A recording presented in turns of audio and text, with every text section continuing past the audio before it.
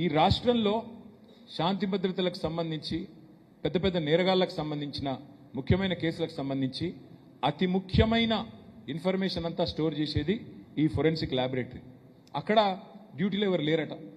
ఇది జరిగినప్పుడు ఇంత విచిత్రం చూడండి.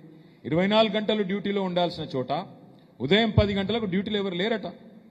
ఎవరూ లేకపోవడం వల్ల అనుకోకుండా ఎవరు అటెండర్ చెప్తే వీళ్ళకి తెలిసిందట.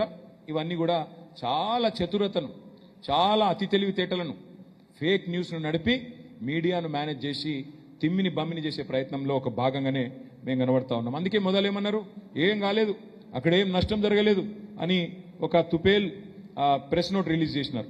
ఆ తర్వాత ఇగో ఇది ప్రెస్ నోట్, అందులో ఏం లేదని. తర్వాత ఎఫ్ఐఆర్ వచ్చింది బయటికి. ఎఫ్ఐఆర్లో పాప మా పోలీస్ ఆయన నిజాయితీగా పనిచేసినట్టున్నాడు.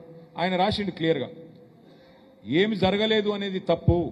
అక్కడ ఏమేమి పోయినాయి అంటే కంప్యూటర్ ఫోరెన్సిక్ ల్యాబొరేటరీతో పాటు ప్రాపర్టీ రూమ్ తగలబడ్డది, కేస్ వెరిఫికేషన్ ఛాంబర్ మొత్తం పోయింది, అనాలిసిస్ ఛాంబర్ మొత్తం పోయింది, చివరికి సర్వర్ రూమ్ అంటే కంప్యూటర్లో నిక్షిప్తమయ్యే సమాచారం ఏ సర్వర్లో అయితే ఉంటుందో ఆ సర్వర్ రూమ్ మొత్తం కాలిపోయింది.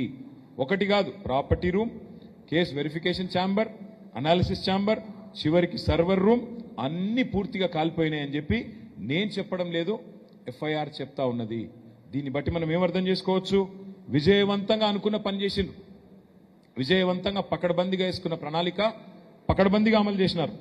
ఎందుకంటే ఒకసారిగా సర్వర్లు కాలబెట్టినాక ఇంకేముంటుంది కాడ, ఆధారాలు పోయింది, కేసు పోయింది, సర్వర్లు పోయినాయి, అందులో ఉన్న డేటా పోయింది.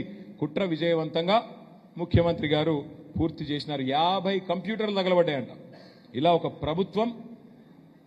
ప్రభుత్వం అదేవిధంగా ప్రభుత్వాధినేత బహుశా తమ కార్యాలయాన్ని తామే మొట్టమొదటిసారి కుట్రతో కాల్చేయించడం చరిత్రలో ఎక్కడ జరిగి ఉండదు.